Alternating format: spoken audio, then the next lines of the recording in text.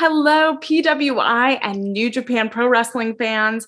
I'm Emily May, and we're sitting down with co-founder of Gaming Laureate and wrestling journalist and PWI contributor Walter Yates to dive into the history behind the IWGP Championship, New Japan Pro Wrestling, and all of the exciting changes happening in the wrestling world leading up to the New Japan and Stardom crossover event in November and many more events in the future. I'm so excited to welcome Walter. How are you doing? I'm doing pretty good. How about yourself today?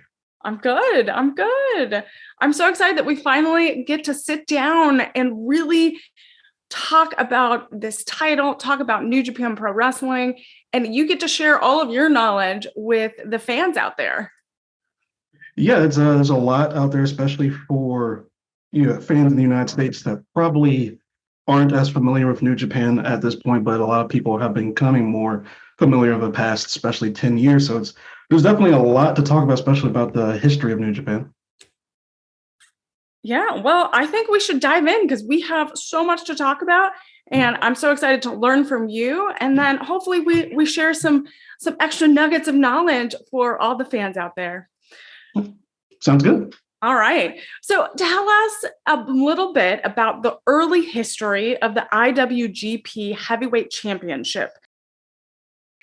Well, yes, in 1983, it began as a tournament title at the end of the IWGP League, and it lasted like that until 1987. Well, it's basically dominated by Antonio Inoki for that time period, and at the time, before that time, the New Japan was promoting the NWF title, which was originally founded in New York and defended in New York, upstate New York, and Eastern Canada.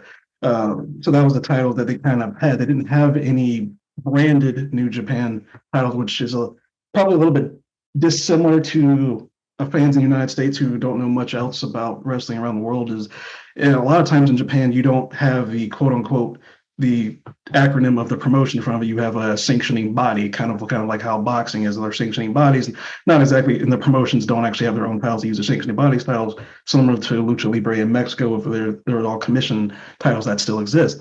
So yeah, the GP lineage began with the IWGP Heavyweight Championship, and that's kind of how it started. Antonio Inoki was the first champion. He only held it once, and he vacated the title. And the first kind of, even though he wasn't a natural born dojo, he was originally trained by Antonio Inoki before he broke away from the JWA.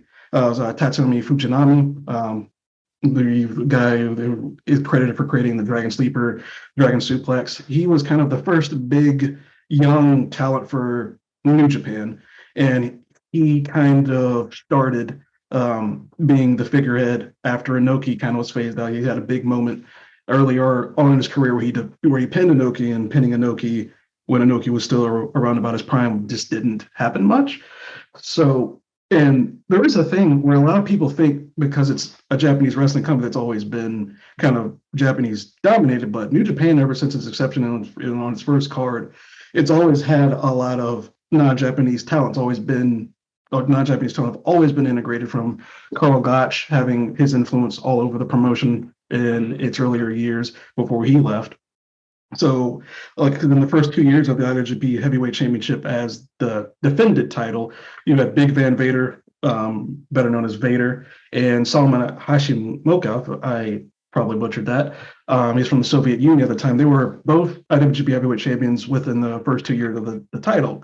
So foreigners weren't seen as lesser as sometimes you would have gotten elsewhere in the world at times.